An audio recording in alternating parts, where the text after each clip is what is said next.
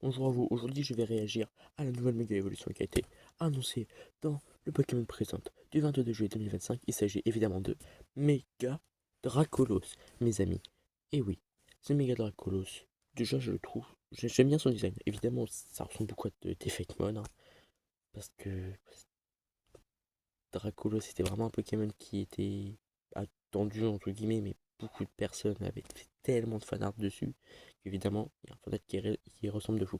Et si j'aime bien cette méga évolution, c'est pas que pour son style, hein, mais c'est. Si je l'aime bien, c'est aussi parce qu'elle me fait peur. Elle peut me faire très peur au niveau de ses statistiques.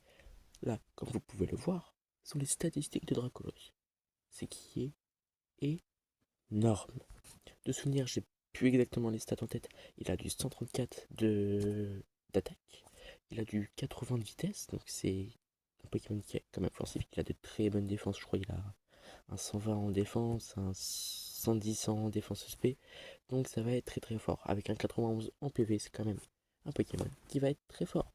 Parce que une méga évolution, faut que tu lui rajoutes combien de points? Il faut lui rajouter 100 points autres que les PV.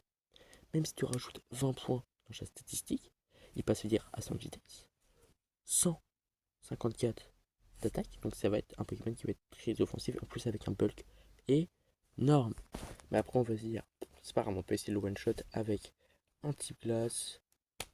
Non mon coco, d'accord? Tu vas pas pouvoir le one shot avec un type glace directement, parce que ça a été leak qui va être Dragon Ball. Et le talent multi-écaille, qu'est-ce que c'est? Comme vous pouvez le voir ici. Le talent multi-écaille, c'est juste un talent que quand t'es full PV, tu prends x-2 aux attaques. Donc c'est-à-dire au premier tour, genre tu peux, dans ce Draco, pas prendre de dégâts. Ensuite, tu méga évolues, tu méga évolues. Vitesse extrême, et imaginez, il a possédé, ça va devenir de type vol. Bien stabé, ça va faire juste trop mal. Ce qui prouve la puissance de Dracolos, les gars, c'est qu'aujourd'hui, en 9ème génération, il est dans l'Overused à 22% d'utilisation.